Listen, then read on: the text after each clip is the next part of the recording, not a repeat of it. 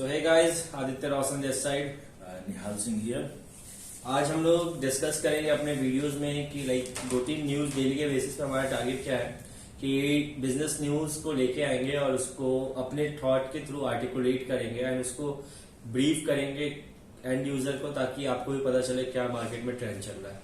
हम अपना पर्सपेक्टिव बताएंगे आपको। कोई भी न्यूज, जैसे जनरल न्यूज का आपको एक्सप्लेनेशन कहीं भी मिल जाएगा, पर उस पर एज अ नॉर्मल, जैसे कि हम लोग के एज के पर्सन है तो हम लोग के जितना भी नॉलेज है उस हिसाब से हम लोग क्या उसको एनालिसिस कर सकते हैं, हम लोग का क्या एक्सपेक्टेशन हो सकता है उससे।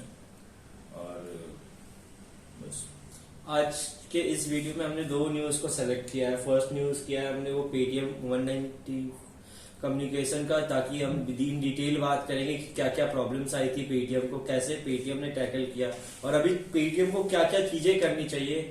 और as a business person, like हम दोनों एमबीए के स्टूडेंट हैं, तो एज अ मार्केटिंग और एज अ बिजनेसमैन आपको क्या क्या लर्निंग लेना चाहिए पेटीएम के इस प्रॉब्लमेटिक सिचुएशन के कारण। एंड दूसरा न्यूज निहाल बताएगा। दूसरा न्यूज है अभी रिसेंट चल रहा है, जनरली है southern states versus northern states India में जो है। तो साउदर्न स्टेट जो है उनको अगर देखा जाए तो पर रूपी कंट्रीब्यूशन जो वो टैक्स में कर रहे हैं सेंट्रल गवर्नमेंट को, उसके हिसाब से उनको जो रिटर्न में मिलता है वो उसका जो पैरामीटर है, 3-4 पैरामीटर है जिसके हिसाब से स्टेट्स को सेंट्रल गवर्नमेंट जो है वो टैक्स बेनिफिट, टैक्स का जो पार्ट है वो शेयर करती है, मतलब स्टेट और सेंट्रल के बीच में जो टैक्स करता है। तो साउदर्न स्टेट का जो कंट्रीब्यूशन है उसके हिसाब से जो उनको रिटर्न मिलता है वो बहुत कम है और नॉर्दर्न स्टेट को ज्यादा मिलता है। और बात सही भी है, डेटा को देखें तो कुछ फैक्ट्स एंड फिगर्स है और उसके हिसाब फैक्ट्स एंड फिगर्स को देख के हमारा क्या पर्सनल ओपिनियन है, क्या होना चाहिए, वो हम शेयर करेंगे। तो स्टार्ट करते कौन सा न्यूज पहले लिया जाए? पेटीएम से ही रहते हैं।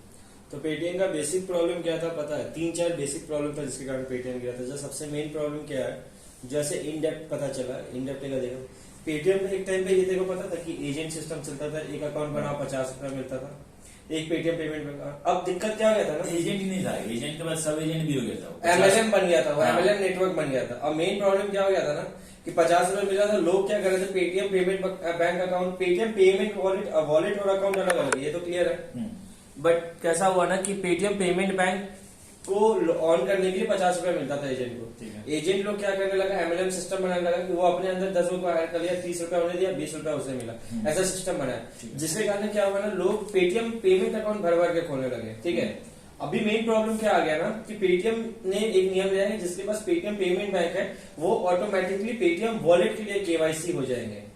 ठीक है, जिसके कारण क्या हुआ कि एक पैन कार्ड पे मल्टीपल अकाउंट लॉग इन देखा। ठीक है, अभी क्या जो आरबीआई केस जिसके अकॉर्डिंग क्या है कि आरबीआई का कहना है, 1 minute guys, sorry for the disturbance guys. तो कैसा सीन हो गया था, अभी आरबीआई का क्या कहना है कि पेटीएम का मेन प्रॉब्लम क्या था। अच्छा, एक बात और सबसे इम्पोर्टेंट पॉइंट है यहाँ पे कि पेटीएम को ऐसा पहली बार ऐसा नहीं मिला है कि लाइक ऐसा अल्टीमेटम आरबीआई की तरफ से 2018 में भी मिला था कि न्यू यूजर को नहीं इनरोल कर सकते पेटीएम। 2015 में मेरे समझ से पेटीएम को लाइसेंस मिला था बैंक का। हाँ, 2017 में ऑपरेशन शुरू हुआ था और 2017 में ऑपरेशन शुरू होने के बाद ही 2018 में सबसे पहले उसको नोटिस भेजा गया था आरबीआई के लिए। इनफैक्ट 2024 में उसको ये भी मिला था, 5.4 करोड़ का पेनल्टी भी लगा था पेटीएम को। 24-23 में, सॉरी 24 में, इसी साल जनवरी में। अच्छा, 5.4 करोड़ का। तो मेजर हमको लगता है ना पेटीएम का ऐसे डूबने का जो मेजर प्रॉब्लम आ रहा है ना, वो एजेंट सिस्टम के कारण आ रहा है। एक चीज है लेकिन एजेंट सिस्टम जो वो लाइन इंसेंटिव का सिस्टम है। अभी रिसेंट क्या है, रिसेंट क्या क्या हो गया, 2-3 चीज। पहला बैन कर दिया गया है यूपीआई में, क्योंकि जनरल यूपीआई जो तो फोन पे का है, ये सब का है, नॉर्मल बैंक से टाइप था, जैसे लास्ट में होगा एडीरेट वाली या एडीरेट यूपीआई, तो वो सब का यूपीआई चलेगा क्योंकि पेमेंट पेटीएम का अपना बैंक था, तो उसका जो भी यूपीआई था वो पेटीएम का ही था, पेमेंट्स बैंक वाला। तो जिसका भी यूपीआई है एडीरेट लास्ट में पेटीएम कर गया वो नहीं यूज कर पाएगा, यूपीआई उन लोग का ब्लॉक। तो बट उसके लिए पेटीएम ये कर सकता है ना, कोई थर्ड पार्टी दूसरे बैंक के साथ टाइप कर सकता है, एक नोडल अकाउंट कर दिया। हाँ, नोडल अकाउंट। और नोडल अकाउंट एक्सिस बैंक के साथ वो बात कर रहा है, लेकिन उसमें 2-3 महीना का टाइम लगेगा, जैसा रिसर्च से पता चल रहा है। उसमें टाइम लगेगा, वो अभी यूज में वैसे भी बंद हुआ है, अभी यूज नहीं कर पाएगा जो उसका भी पेटीएम का यूपीआई है। एक ये चीज हो गया है। दूसरा NPCI जो है वो भी ये जो फास्टैग था वो भी पेटीएम वाला बंद हो चुका है अभी। और ईडी का भी रेट बढ़ गया। ईडी का रेट इसलिए बढ़ा है क्योंकि पेटीएम में जनरल इन्वेस्टर जो है वो चाइनीज है, तो ऐसा माना जा रहा है कि डेटा लीक का मामला हुआ है। इसके बारे में कुछ पता नहीं चला, पर ईडी का बट इससे ये सोच रहा है जो कॉम्पिटेटिव बैंक है उसका कितना फायदा हो रहा है। लाइक अभी कैसा होता था, पेटीएम पे डेली बेसिस पे 3 बिलियन ट्रांजेक्शन होता था एक टाइम पे, ठीक है। 3 बिलियन ट्रांजेक्शन पेटीएम का करता था पेटीएम का। जैसे मर्चेंट वाला भी है, तो मर्चेंट्स का डेटा 36 मिलियन मर्चेंट्स के। हाँ, बट ऐसे जो बड़े बिग कंपनीज है लाइक ICICI या फिर इसका टाटा, यस बैंक का भी बहुत ज्यादा नाम आ रहा है कि वो सेटलमेंट के लिए यस बैंक के पास भी जा सकता है। मतलब ऐसे 3-4 बड़े प्लेयर का नाम आ रहा है, HDFC, axis bank, yes bank और बैंक ऑफ बड़ौदा और ICICI, इसका भी नाम आ रहा है। इन सब जो प्राइवेट बैंक है ना, ये सब के साथ टारगेट हो रहा है। उनका क्या फायदा है कि पूरा पेटीएम का जो कस्टमर है ना उसके भी थ्रू ट्रांजेक्शन के भी। और दूसरा सबसे बड़ा चैलेंज पेटीएम को क्या मिलने वाला है ना, मेरे को क्या लगता है, पूरा QR कोड का जो नेटवर्क उसने बना रखा है ना, QR कोड चेंज होगा, तो उसका पूरा नेटवर्क को फिर से ग्राउंड लेवल से उसको मार्केटिंग तो कर रखा है, बट उसका ग्राउंड लेवल से उसको हर एक QR कोड को हटा के दूसरा QR कोड लगाना होगा। ये सबसे ऑपरेशनल चैलेंज भी हो सकता है पेटीएम से। हो सकता है इससे पहले लोग कंप्यूटर में शिफ्ट हो जाए, फोन पे चले जाए, मार्केट पे चले जाए। कॉम्पिटिटिव इशू भी हो चुका है। सबसे बड़ा लीडिंग था, जिस तरह का गलती ये लोग किया है, मल्टीपल वार्निंग के बाद भी ऐसा मतलब एकदम लीनियर अप्रोच, कुछ ध्यान में कैजुअल अप्रोच दिखा रहा है। मतलब नॉर्मल था, उसको रूल फॉलो करना था, वो नहीं किया जा रहा है। तो इस हिसाब से अगर देखें तो हमको लगता है कि ट्रस्ट इशू बहुत ज्यादा यहाँ हो जाएगा, क्योंकि लोग अभी फिनटेक का मार्केट है जहाँ पैसा इन्वॉल्व होता है वहाँ ट्रस्ट चाहिए। हाँ, तो वो भी एक है। और अगर शेयर मार्केट की बात कर रहे हैं तो उसका शेयर तो क्रैश हो चुका है लगभग 80% शेयर। लेकिन एक चीज क्या देखा जा रहा है, ये स्टॉक एवरेज करके एक टर्म है। उसमें क्या होता है, जैसे जिसके पास एक लार्ज अमाउंट ऑफ शेयर खरीदा हुआ है, तो जब स्टॉक क्रैश होता है तो वो और ज्यादा शेयर खरीदता है, ये सोच के कि आगे बढ़ जाएगा। तो अभी कम में खरीदेगा तो वो लॉस है वो रिकवर हो जाएगा। ऐसा बोला जा रहा है कि इस हिसाब से जो ये बड़े बड़े इन्वेस्टर जो लगाए हुए हैं, म्यूचुअल फंड वाले जो इसमें लगे हुए हैं, वो लोग अभी जानबूझ के उसमें ज्यादा और परचेज कर रहे हैं। क्यों? ये स्टॉक एवरेज करने के लिए, या फिर हो सकता है स्टॉक मैनिपुलेट करने के लिए, ताकि रिटेल इन्वेस्टर सब इसमें आ जाए, रिटेल को लॉस हो, म्यूचुअल फंड ये लोग जो है ये बच जाए। पेटीएम को लेकिन बहुत सारे चैलेंजेस आ रहा है, इसमें क्या देख रहा है? एक तो ऑपरेशनल चैलेंज हो रहा है, शुरू से ही दूसरा एथिकल चैलेंज आ रहा है। शुरू से ही मतलब पेटीएम का ऐसा है कुछ, बट लेकिन ऐसा नहीं लग रहा है कि इसमें एक ऐसे भी पर्सपेक्टिव हो सकता है, इंडियन स्टार्टअप सिस्टम में थोड़ा सा ऐसा होता है। ये पर्सपेक्टिव है, जैसे RBI लगाया जब से तो ये कहा जा रहा है, अश्नील ग्रोवर का शायद ट्वीट, हाँ अश्नील ग्रोवर का भी ट्वीट आया था कि फिनटेक कंपनी को ऐसे ये किया जा रहा है, स्टार्टअप सिस्टम को लेकिन किया जा रहा है। वर्ल्ड को ऐसा नहीं लगेगा कि RBI बारे में कहा जा रहा है कि RBI इतना ज्यादा स्ट्रिक्ट हो रहा है। इतना ज्यादा स्ट्रिक्ट कैसे हो रहा है भाई? तो कब से वार्निंग दिया जा रहा है और सिंपल सा फॉलो नहीं हो रहा है। बट ठीक है ना, ऐसे वर्ल्ड लेवल में देखा जाए तो पेटीएम डिमोनेटाइजेशन के टाइम पे सबसे इम्पोर्टेंट पेटीएम था। अगर पेटीएम नहीं होता तो डिमोनेटाइजेशन जितना स्मूथली हुआ है उतना स्मूथली तो नहीं होता। व्हाट आई गेस, तो इतने बड़े जाइंट के साथ इतने स्ट्रिक्टली बिहेव करना, स्ट्रिक्टली बिहेव नहीं हुआ है। स्ट्रिक्टली कैसे हुआ?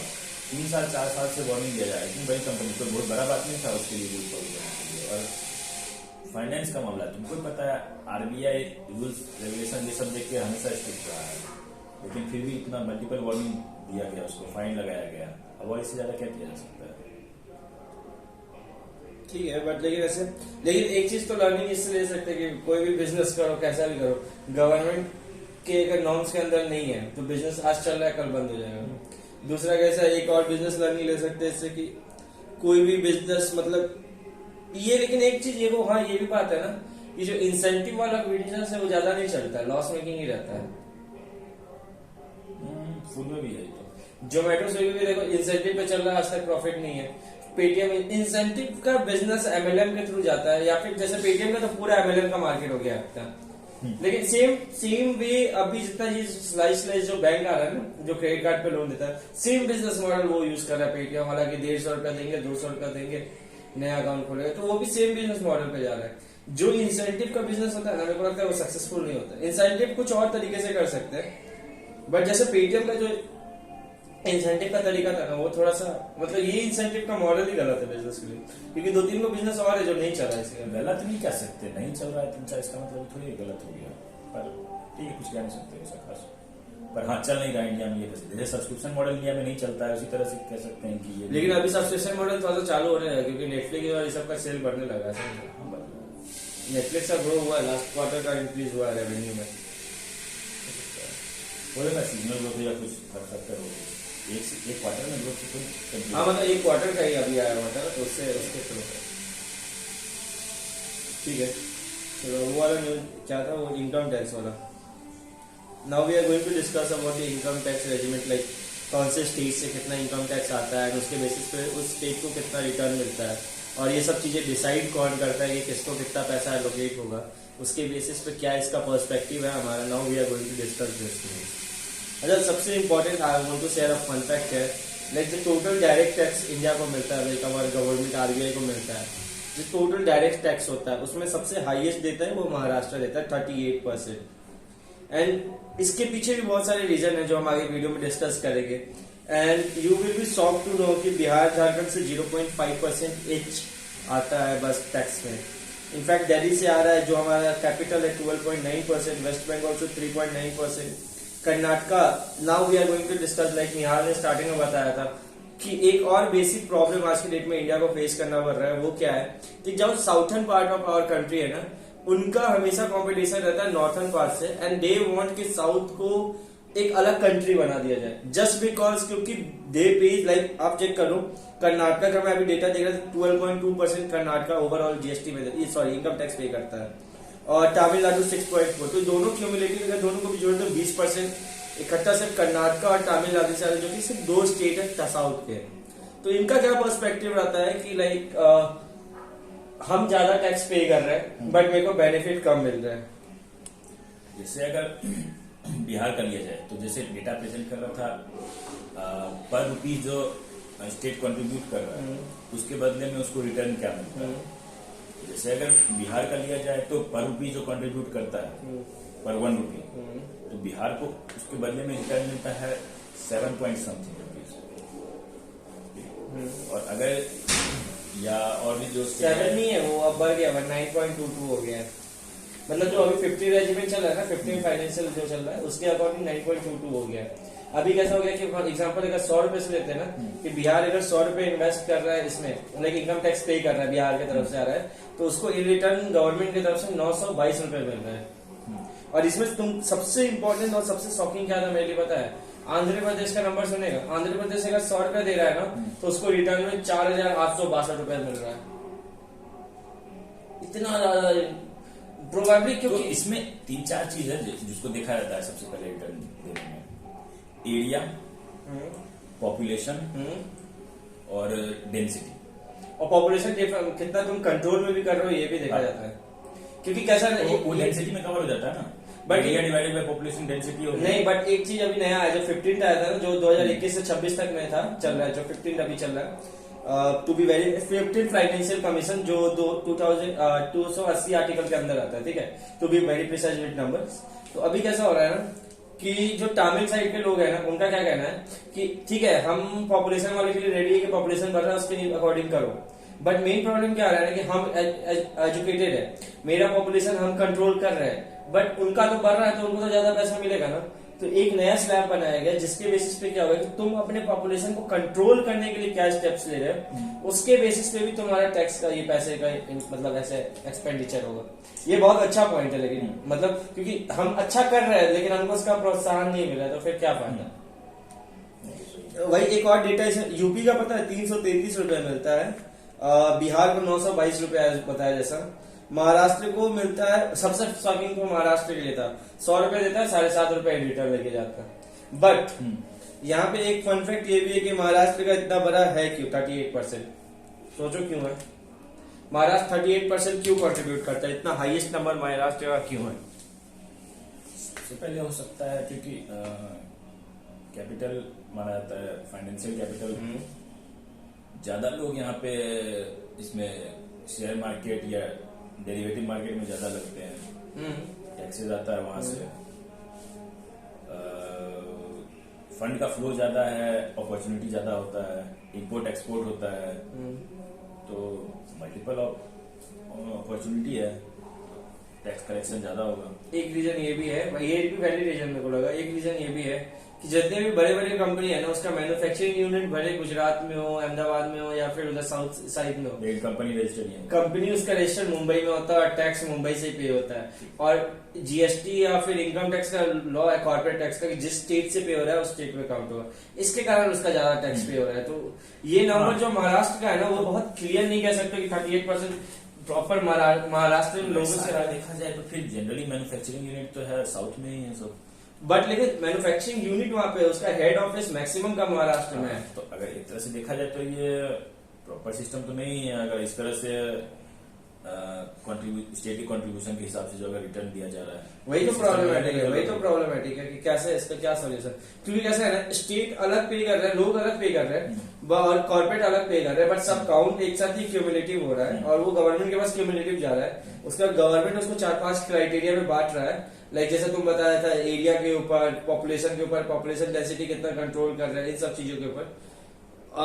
तो इन दोनों का कॉम्बिनेशन में कुछ तो चेंजेस करने हैं। जैसे अभी जो 15 चल रहा है, प्रोबेबली 16 में कुछ कर सकते हैं इसके लिए। आ किस तरह से रहा है, किसका कितना कंट्रीब्यूशन है, उसका तो कोई लेना देना नहीं है किस तरह का डिस्ट्रीब्यूशन हो रहा है। तो आ कैसे भी रहा है उससे कोई मतलब नहीं है, बस गया डिस्ट्रीब्यूशन का सिस्टम। तो डिस्ट्रीब्यूशन पे ध्यान देना जरूरी है। अब डिस्ट्रीब्यूशन का ये लोग जो पॉपुलेशन एरिया कर रहा है, अगर ये वर्क नहीं कर पा रहा है तो कोई भी नया रूल बनाना मुश्किल है इस एरिया में। क्योंकि एक तो कंट्री इतना बड़ा है, इतना डाइवर्स है। साउथ का देखा जाए तो कंजम्पशन अलग तरह से है, नॉर्थ का कंजम्पशन अलग तरह से है। तो कोई भी नया रूल बना देना इतना आसान तो नहीं है। बट लेकिन फिर भी कुछ तो ऑप्शन होगा ना, इसके बारे में सोचना होगा लिटरली। सोचना है, मतलब ये नहीं कह रहे क्योंकि देखो, क्या सही है अभी- क्या गलत नहीं पता, लेकिन तुम लोग का क्लेम सही है साउथ वालों का कि भाई हम 1 रुपया दे रहे हैं और बदला में 1 भी नहीं मिल पा रहा है। हाँ, ये पॉइंट तो वैलिड है। अगर तुम घर से 10 रुपए दे रहे हो तो तुम सरकार से 10 रुपए का तो मिनिमम एक्सपेक्टेशन फिर रखोगे। अगर कुछ नहीं भी मिल रहा है तो हम दे क्यों? अगर नॉन ठीक है, जो हम अर्न कर रहे हैं वो अपने पास ही रख लो, उससे अच्छा। सही जब बात। देने के बाद और डिक्लाइन ही हो रहा है तो क्या के लिए देना? तो साउथ वाले अगर साउदर्न स्टेट ये पॉइंट उठा रहे हैं तो पॉइंट तो वैलिड है। मेरे को ऐसा लगता है ना, मतलब ऐसे इसके लिए ना प्रॉपर फिर से करना होगा। क्योंकि अभी कैसा है, देखो 75-76 ईयर्स हो गए, अभी तक ऐसे फाइनेंस के पार्ट में थोड़ा सा हम लोग पीछे है। मतलब ऐसे जो फाइनेंस, ऐसे ठीक है मैन्युफैक्चरिंग यूनिट के लिए बन रहा है और बहुत कॉम्प्लेक्स सिस्टम भी है। नंबर्स का जो सिस्टम है बहुत ज्यादा, जीएसटी वैट और वो पीछे का सिस्टम तो और ज्यादा कॉम्प्लेक्स था। वो तो जीएसटी का वो नॉर्मलाइज किया थोड़ा सा कम हुआ, बट ऐसे फाइनेंस पार्ट में इंडिया कहीं ना कहीं पीछे है। क्योंकि नंबर जैसे फिनटेक का जो सुबह फर्स्ट न्यूज था, फिनटेक में भी बहुत सारे नियम, वो सब भी क्लियरिटी ऑफ थॉट, मतलब फाइनेंस वाले पार्ट में थोड़ा सा लैग कर रहा है, ऐसा नहीं लग रहा है क्या? तो हम लोग का सारा फोकस मैन्युफैक्चरिंग, पैसा लाने में तो है, उसको कैसे इन्वेस्ट करना है उस पर नहीं है प्रोबेबली, मेरे को लगता है। क्योंकि अभी अभी अभी जो लिटरेसी का इंडिया में कमी तो हमेशा से है, शुरू से ही है। चाहे वो कंपनी फाइनेंस हो जाए या फिर पर्सनल फाइनेंस हो जाए या गवर्नमेंट का फाइनेंशियल सिस्टम हो जाए, क्योंकि थोड़ा सा लैग है। क्योंकि आज के डेट में भी जितना भी हम रोड बना रहे हैं ना, हम आज दिन में ही देख रहे थे वो न्यूज, जितना भी रोड बन रहा है ना डेली बेसिस पे, मैक्सिमम पैसा लोन से जा रहा है। तो क्या फायदा ऐसे रोड बनाने का जिसका, ठीक है वो इन्वेस्टमेंट हो रहा है, उससे तुम्हारे देश में ट्रांसपोर्टेशन इजी हो रहा है, कहीं ना कहीं तुम्हारा स्टार्टअप इकोसिस्टम या फिर कंपनी का मैन्युफैक्चरिंग पार्ट में हेल्प कर रहा है, वो सब ठीक है। बट उसके बेसिस पे हम जितना इंटरेस्ट पे कर रहे हैं, वो कंपैरिजन सही है कि नहीं, वो नहीं समझ में आ रहा है। कर नहीं सकते, नहीं है मतलब फाइनेंशियली टर्म में थोड़ा सा दिक्कत तो है। क्योंकि ये जो है ना, ऐसा नहीं कि साउथ के पार्ट का कहना गलत है, बिहार के पार्ट का कहना तो साउथ वाले का सही है, तो पहले ही बोले वो लोग डिमांड सही कर रहा है। बट ऐसे अलग कंट्री बनाना भी तो पॉसिबल है ना, वो डिमांड नहीं, मतलब वो लोग जो जस्टिफिकेशन दे रहा है वो तो वैलिड है। प्रोबेबली। मेरे को लगता है ना ऐसे एजुकेशन के ऊपर भी डाल सकते हैं कि कुछ एक नया टॉपिक एजुकेशन के बेसिस पे भी, कितने लिटरेसी रेट है, इससे क्या होगा कि स्टेट को भी ऐसे मोटिवेशन आएगा कि अपने लोगों को लिटरेट करे।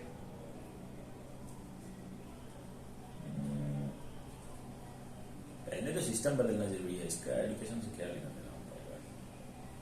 सिस्टम भाई कब तक चलेगा? अभी केरला का या तमिलनाडु दोनों में से किसी का बजट प्रेजेंट हो रहा था, स्टेट बजट। हाँ स्टेट बजट। तो मतलब डेट इतना ज्यादा हो गया है और इसी कारण से हो रहा है क्योंकि ये लोग का ज्यादातर टैक्स सेंट्रल में जाता है और वापस में बहुत कम आ पा रहा है। तो ये लोग का इसकी वजह से डेट बहुत ज्यादा बढ़ गया है और वो हो नहीं पा रहा है। तो कब तक ऐसे मतलब चल पाएगा ये लोग? इसके लिए कोई पॉसिबल सॉल्यूशन? मेरे को तो एक ही सॉल्यूशन लग रहा है, कोई solution नहीं है। एक ही सॉल्यूशन लग रहा है कि हम स्टेट को ना थोड़ा सा एजुकेशन साइड में भी जाना चाहिए और फाइनेंशियल लिटरेसी के ऊपर भी काम करना चाहिए। और जो स्टेट कम है ना, ट्राई करना चाहिए कि मैन्युफैक्चरिंग यूनिट वहां पे स्टेबलाइज करे। लाइक कैसा है ना, गुजरात ठीक है, जिस स्टेज पे आ गया उसको और मैन्युफैक्चरिंग की जरूरत नहीं है। हाँ भले, लेकिन ऐसा नहीं है कि मैन्युफैक्चरिंग गुजरात में इसके नहीं है, वहाँ पे सी रूट ये सब भी है। बट थोड़ा सा उन लोगों स्टेट पे भी फोकस किया जाए, क्योंकि आंध्र प्रदेश का देख के सबसे ज्यादा शॉक हो गया। 4,000 रुपये मिलता है 100 रुपए के लिए, 4,800 कुछ का नंबर है, वो बहुत ज्यादा है। लाइक 100 रुपये में तुम्हें 5,000 रुपये मिल रहा है, वो नंबर बहुत ज्यादा है। उस पर थोड़ा सा डिसीजन लेना होगा गवर्नमेंट को कि कैसे काम करें। हाँ मतलब यार ये लोग ये भी देख सकते हैं, मतलब बहुत ज्यादा पार्शियलिटी ना हो जाए, मतलब कंप्लीटली ये लोग फॉर्मूला बेस्ड ना हो जाए। ये फॉर्मूला लगाते हो ठीक है, पर कंप्लीटली फॉर्मूला बेस्ड मत हो। एक परसेंटेज रखो कि ठीक है इतना परसेंट पैरिटी जो है वो हो सकता है, या फिर एक परसेंटेज लगाओ कि अगर कोई 1 रुपया दे रहा है तो उसके बदले में उसको 2 रुपया 3 रुपया 4 रुपया दे दो, और जो 1 रुपया दे रहा है उसके बदले में उसको कहीं 1 से कम ना दो। हाँ मतलब जितना पे कर कम से कम उतना दे दो। तो फिर बटेगा कैसे वैसे? ठीक है, एक आया सबके पास से, पहले एक जितना आया उतना पहले सबको दे दो। एक आया 1 दे दिए, उसके बाद जो बच रहा है उसको डिवाइड करो। तुम क्या कह रहा है? तुम 10 रुपया मेरे को दिया, स्टेट है ठीक है, तुम 10 रुपया मेरे को दिया, तुम एग्जाम्पल ले समझो। 28 स्टेट है, 2800 रुपया आया, ठीक है, 100 रुपया पहले 28 रुपया आया, 28 रुपया आया, ठीक है। तो अगर 28 रुपया आया है तो सबको एक पहले दे दो, तो 28 का था। हाँ, और अगर 32 आया है, अगर 32 आया है तो 28 पहले 2800 को दे दिए, उसके बाद जो बचा है उसको अपना फॉर्मूला लगा के अरे तो पैसा एक्स्ट्रा बचेगा कैसे फिर उस केस में? बचेगा। किसी का कम करोगे तभी ना किसी को ज्यादा दोगे। कम करोगे मतलब देखो 2800 रुपया है, 2800 रुपया नंबर से समझते हैं। हाँ। टोटल टैक्स कलेक्शन मेरे पास 2800 रुपया ठीक है। है। हर एक स्टेट 100 रुपया दिया है, ठीक है, या फिर मेरा स्टेट 500 रुपया दिया, तेरा स्टेट 100 रुपया दिया, एग्जाम्पल हाइपोथेटिकल। तो तुम मेरा पैसा जितना दिए हो तुम बोले वापस कर दो, तो 500 मेरा वापस मिल गया, तेरा 100 तेरे को वापस मिल गया, तो बेस अमाउंट इक्वल हो गया ना। तो फिर पैसा बच डिस्ट्रीब्यूट। टोटल पैसा का जो इसमें से कुछ सेंट्रल गवर्नमेंट का भी तो होता है। अरे बेसिस लेवल में बात कर रहे हैं, जो इनकम टैक्स लोग पे कर रहे हैं। सिर्फ इनकम टैक्स का थोड़ी होता है, इनकम टैक्स डायरेक्ट टैक्स इसका समझते हैं। इनकम टैक्स, कॉर्पोरेट टैक्स, ये सब आ गया उसमें। जितना तुम पे किया उतना तुमको वापस ही कर देगा, एकदम 0-0 पे रहेगा, तो बांटेगा क्या फिर दूसरे स्टेट में? ये लॉजिक थोड़ा सा मैथमेटिकली सही नहीं लग रहा है। समझ में आया तुमको? समझ में आया कहाँ पे गलती है? सर कुछ और समझना होगा सर, कुछ और। तो फिर दूसरा वही है, क्या एजुकेशन वाइज एक पार्टी जो मतलब डिफरेंस है, एक ऐसे भी कर सकते हैं ना, परसेंटेज रख लो, इससे ज्यादा डिफरेंस ना होना चाहिए। स्टेट में परचेज पावर पैरिटी चेंज होता है या स्टेट वाइज? होता है किसी स्टेट में, हाँ, हाँ। मुंबई में होता है ना। हर जगह फिर लेकिन होता है। सबसे ज्यादा फिर पैसा मुंबई में आ जाएगा, लेकिन जरूरत मुंबई में नहीं, इससे ज्यादा लोग उधर उस साइड में। ऐसे परचेजिंग वाले में भी नहीं जा सकते ना, क्योंकि एक्सपेंसिव जितना भी होगा मेट्रोपॉलिटन सिटी होगा, हाँ। और वो सारे बड़े बड़े शहर में उनको पैसे की क्या जरूरत है? ग्रोथ स्टेट्स के लिए तो बिहार और झारखंड की जरूरत है। एक ही सिटी का थोड़ी देख सकते हैं, पूरा स्टेट का देख रहे हो। फिर भी महाराष्ट्र का तो ज्यादा होगा ना। नहीं महाराष्ट्र के इंटीरियर में जाओ बहुत कम हो जाएगा। ऐसे भी कर सकते हैं, मतलब ये भी लॉजिक बोले ना इतना ज्यादा डेमोग्राफिक चेंज है ना यहाँ पे, एक रूल कभी लग ही नहीं सकता है पूरे में, इसीलिए इतना ज्यादा कॉम्प्लेक्स है। और सुना था स्टेट और बढ़ने वाला है, यूपी 2 पार्ट में होने वाला है। चलो आज को यहीं पे कंक्लूड, यहीं पे वाइंड अप करते हैं, फिर आज का वीडियो यहीं पे वाइंड अप करते हैं। Bye bye.